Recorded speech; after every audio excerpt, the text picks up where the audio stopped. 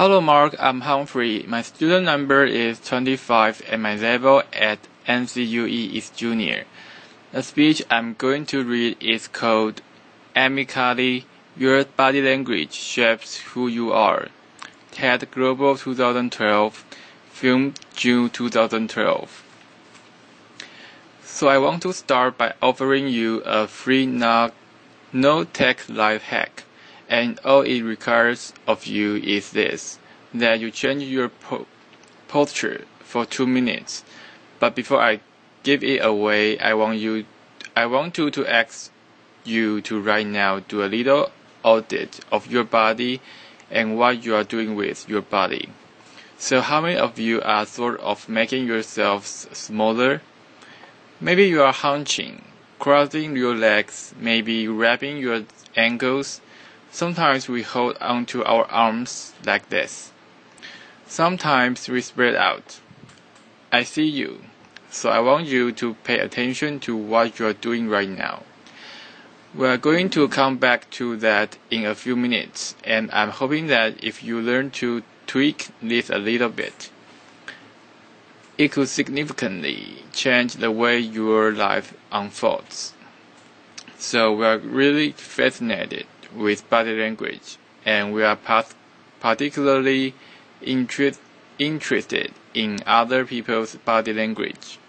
We are interested in an awkward interaction, or a smile, or a contemptuous glance, or maybe a very awkward wink, or maybe even something like a handshake.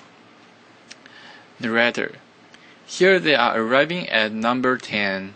This lucky policeman gets to shake hands with the President of the United States. Here comes the Prime Minister. No, Cuddy. So a handshake, or the lack of a handshake, can have us talking for weeks and weeks and weeks.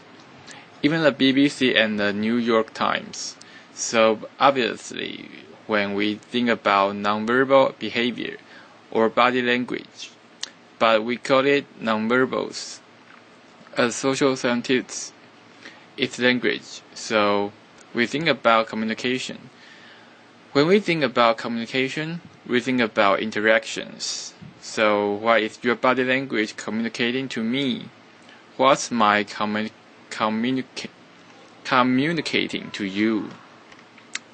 And there's a lot of reason to believe that this is a valid way to look at this. So social scientists have spent a lot of time looking at the effects of our body language or other people's body language on judgments, and we make sweeping judgments and inferences from body language. And those judgments can predict really meaningful life outcomes, like who we hire or promote, who we ask out on a date.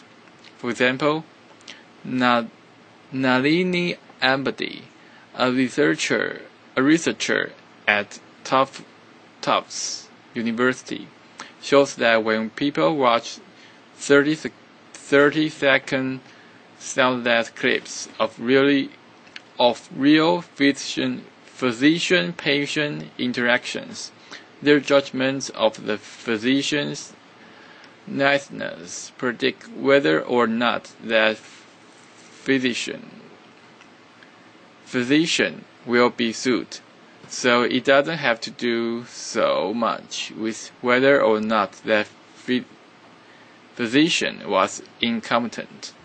But do we like the person and how they interact?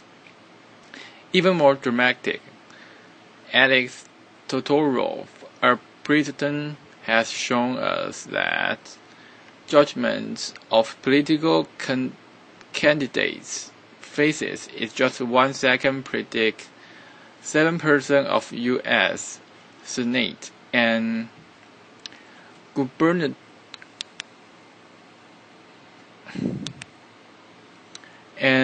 gubernatorial race outcomes.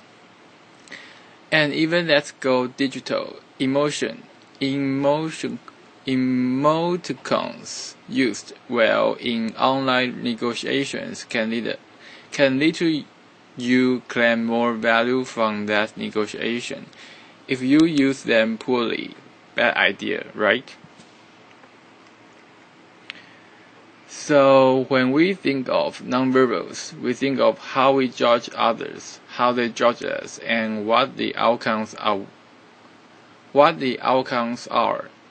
We tend to forget, though, the other audience that's influenced by our nonverbals, and that's ourselves. We are also influenced by our nonverbals, our thoughts and our feelings, and our physiology. So, what nonverbals am I talking about? I'm a social psychologist. I study prejudice, and I teach at a competitive business school. So it was inevitable that I would become interested in power dynamics. I became especially interested in nonverbal expressions of power and dominance. And what are nonverbal expressions of power and dominance? Well, this is what they are.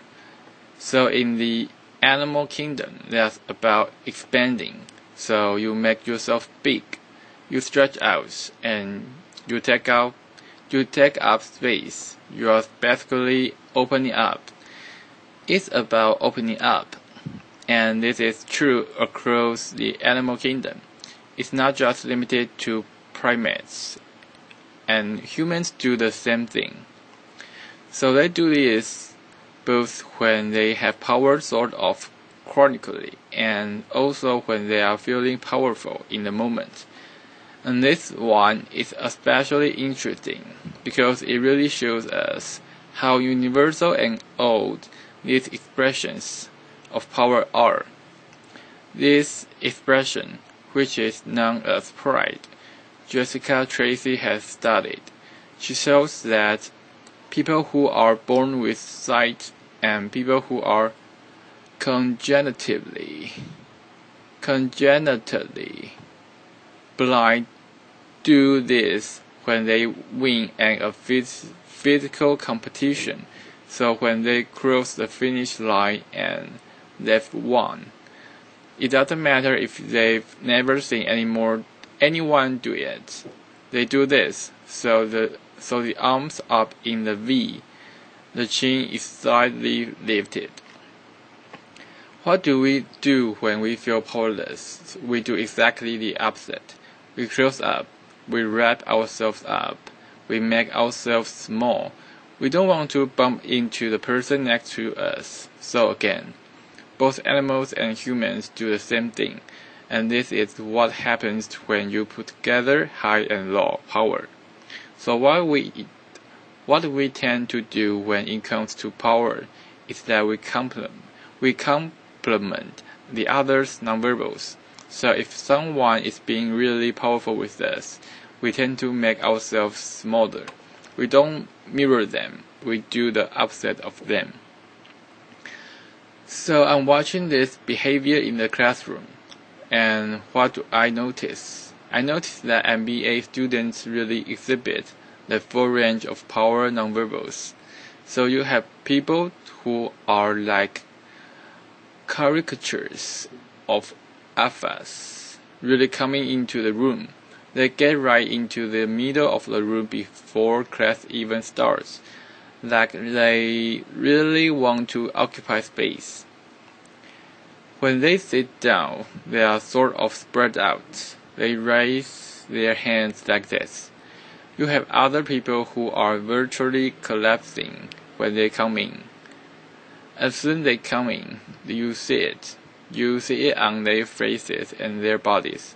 And they sit in their chair and they make themselves tiny. And they go like this when they raise their hand. I noticed a couple of things about this. One, you are not going to be surprised. It seems to be related to gender. So women are much more likely to do this kind of thing than men. Women feel chronically less powerful than men, so this is not surprising.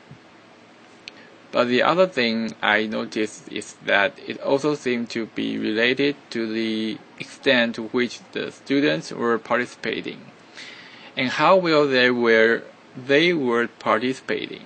And this is really important in the MBA classroom, because participation counts for half the grade. So business schools have been struggling with this gender grade gap. You get this equally qualified women and men coming in, and then you get these differences in grades. And it seems to be partly attributable to participation. So I started to wonder, okay, so you have these people coming in like this, and they are participating. Is it possible that we could get the people to fake it, and would it lead them to participate more? So, my main collaborator, Donna Carney, who's at Berkeley, and I really wanted to know, can you fake it till you make it? Like, can you do this just for a little while and actually experience a behavioral outcome that makes you seem more powerful? So we know that our nonverbals govern how other people think and feel about us. There's a lot of evidence, but our question really was, do our nonverbals govern how we think and feel about ourselves? There's some evidence that they do. So, for example, we smile when we feel happy, but also when we are faced to smile by holding a pen in our teeth like this, it makes us feel happy. So it goes both ways. When it comes to power, it also goes both ways. So when you feel powerful, you are more likely to do this. But it's also possible that when you pretend to be powerful, you are more likely to actually feel powerful. So the second question really was, so we know that our minds change our bodies, but is it also true that our bodies change our minds? And when I say minds in the case of the powerful, what am I talking about? So I'm talking about thoughts and feelings and the sort of physiological things that make up our thoughts and feelings. And in my case, that's hormones. I look at hormones. So what do the minds of the powerful versus the powerless look like? So powerful people tend to be, non-surprisingly, more assertive and more confident, more optimistic. They actually feel they are going to win even at games of chance. They also tend to be able to think more abstractly. So there are a lot of differences. They take more risk. There are a lot of differences between powerful and powerless people. Physiologically, there also are differences on two key hormones. Testosterone, which is the dominance hormone, and cortisol, which is the stress hormone. So what we find is that high-power alpha males in primate hierarchies have high testosterone and low cortisol, and powerful and effective leaders also have high testosterone and low cortisol. So what does that mean? When you think about power, people tended to think only about testosterone, because that was about dominance. But really, power is also about how you react to stress. So do you want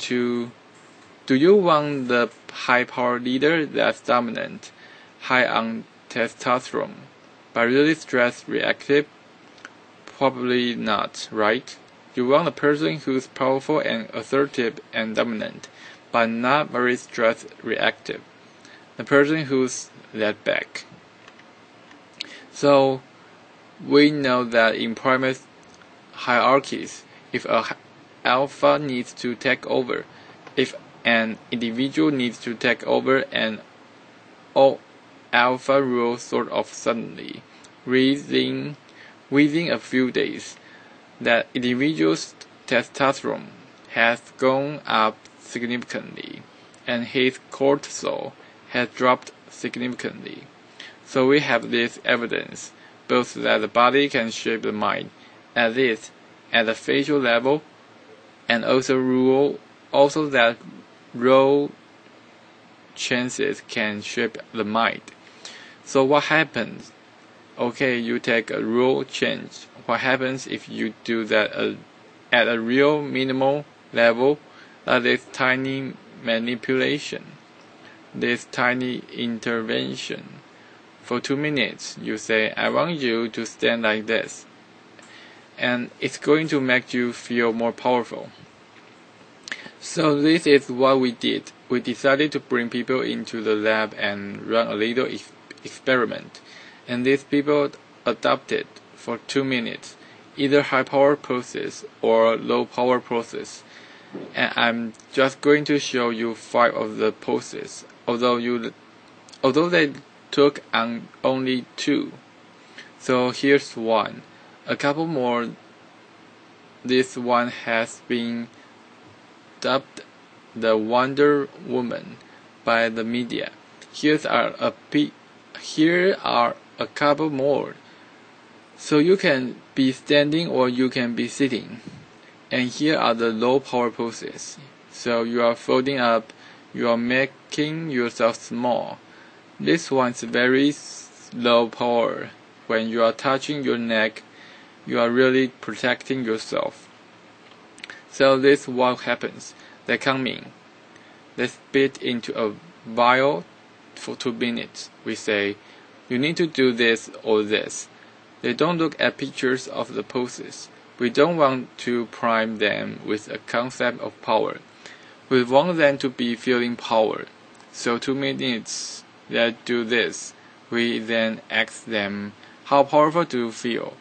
On a series of items. And then we give them an opportunity to gamble. And then we take another saliva sample. That's it. That's the whole experiment. So this is what we find. Risk tolerance, which is the gambling. We find that when you are in the high power pose condition, 86% of you will gamble. When you are in the low power pose condition, only 60%, and that's a whopping significant differences. Here's what we find on testosterone. From their baseline when they come in, high power people experience about a 20% increase, and low power people experience about a 10% decrease.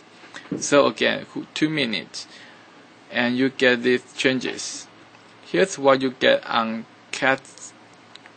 cortisol.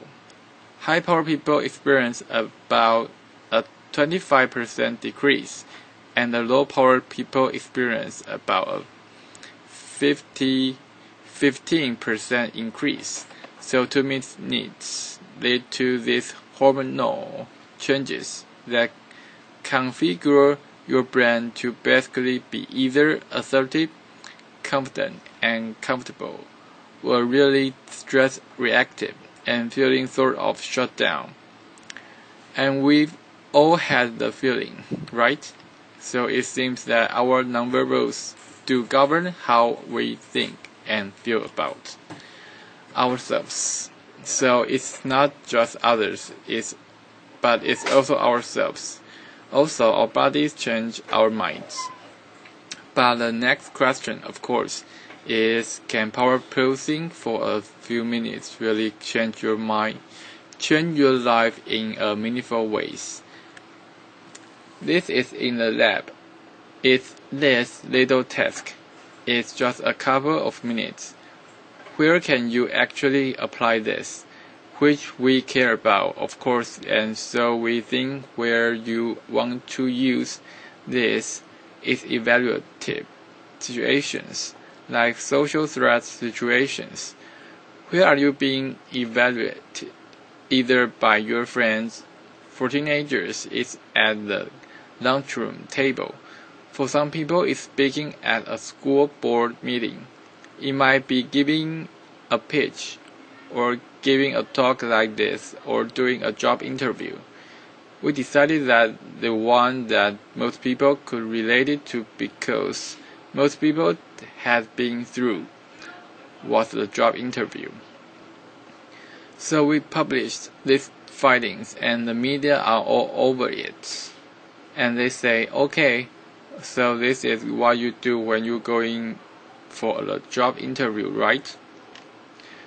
So we were of course horrified and said, oh my God, no, that's not what we meant at all.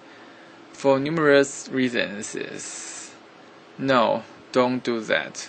Again, this is not about you talking to other people, it's you talking to yourself. What do you do before you go into a job interview? You do this. You are sitting down, you are looking at your iPhone or your Android, not trying to leave anyone out. You are looking at your notes, you are hunching up, making yourself small, when really what you should be doing maybe is this, like in the bathroom, right? Do that. Find 2 minutes. So that's what we want to test, okay? So we bring people into a lab and they do either high or low power poses again. They go through a very stressful job interview. It's 5 minutes long. They are being recorded. They are being judged also. And the judges are trained to give no nonverbal feedback. So they look like this. Imagine this is the person interviewing you. So for 5 minutes, nothing, and this is worse than being heckled. People hate this. It's what Mariana Lafrance calls standing in social quicksand. So this really spikes your cortisol. So this is the job interview we put them through, because we really wanted to see what happened. We then have these coders look at these tapes, 4 of them. They are blind to the hypothesis. They are blind to the conditions. They have no idea who's been posing in what pose. And they end up looking at this set of tapes. And they say, we want to hire these people, all the high power posers. We don't want to hire these people. We also evaluate these people much more positively overall. But what's driving it is not about the content of the speech.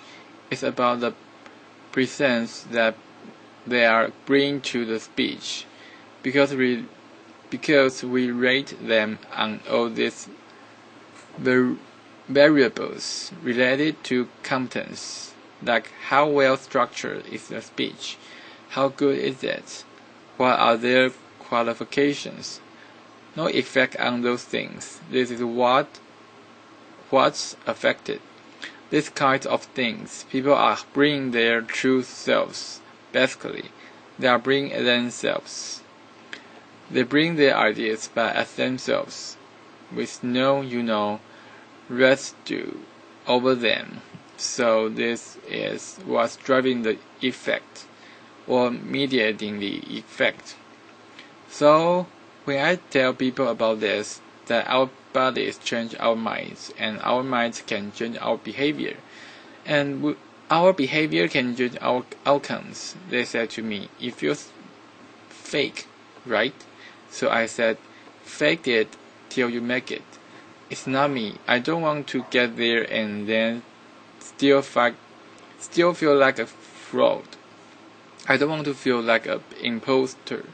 I don't want to get there only to feel like I'm not supposed to be there, to be here.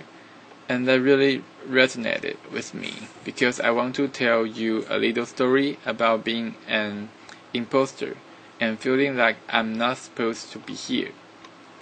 When I was 19, I was in a really bad car accident. I was thrown out of a car, rolled several times.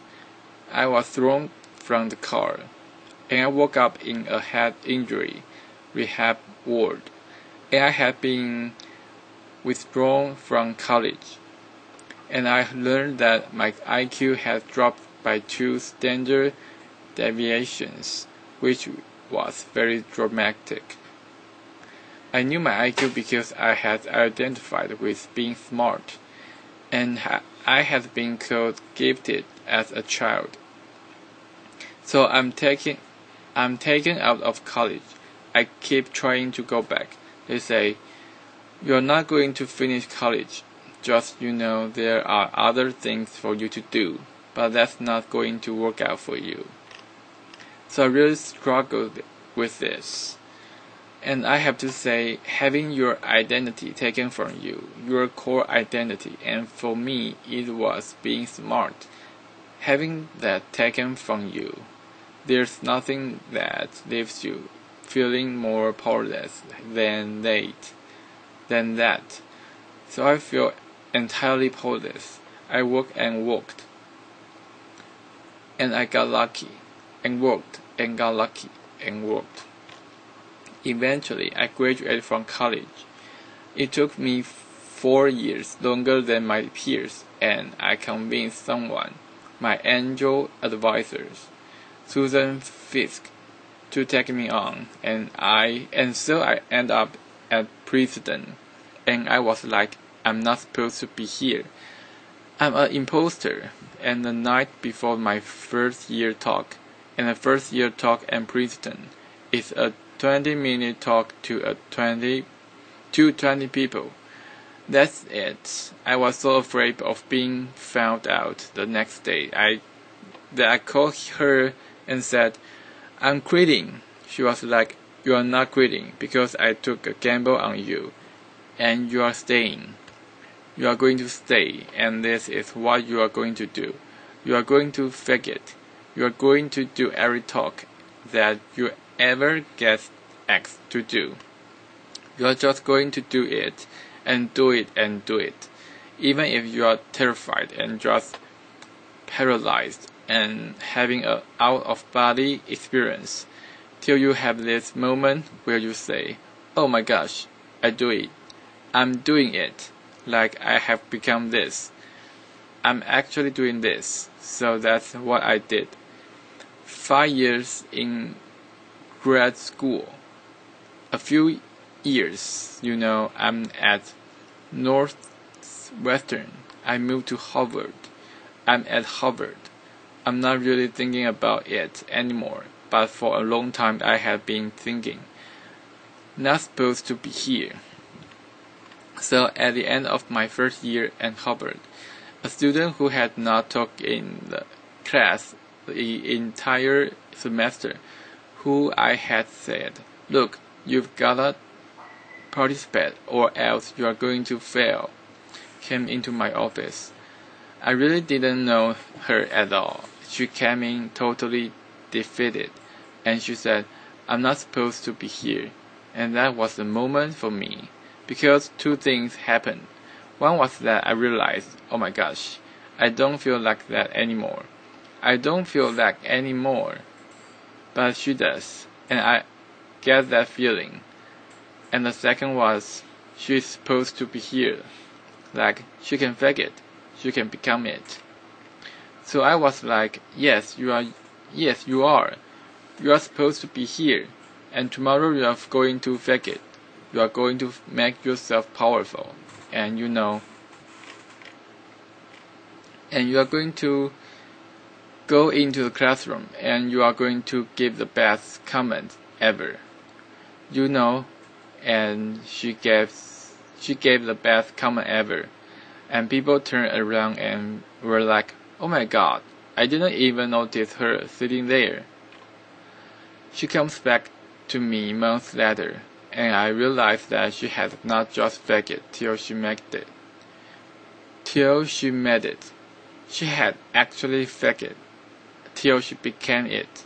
So she has changed. So I want to say to you, don't fake it till you make it. Fake it till you become it. Do it enough until you actually become it and internalize. The last thing I'm going to leave you with is this. Tiny tricks can lead to big changes. So this is 2 minutes. Before you go into the next stressful evaluative situation, for 2 minutes, try doing this in the elevator, in a bathroom stall, at your desk behind closed doors. That's what you want to do. Configure your brain to cope the best in that situation. Get your testosterone up. Get your cortisol down. Don't leave that situation feeling like, oh, I didn't show them who I am. Leave that situation feeling like, I really feel like I got to say who I am and show who I am. So I want to ask you first, both to try power posing, and also I want to ask you to share the science, because this is simple. I don't have ego involved in this.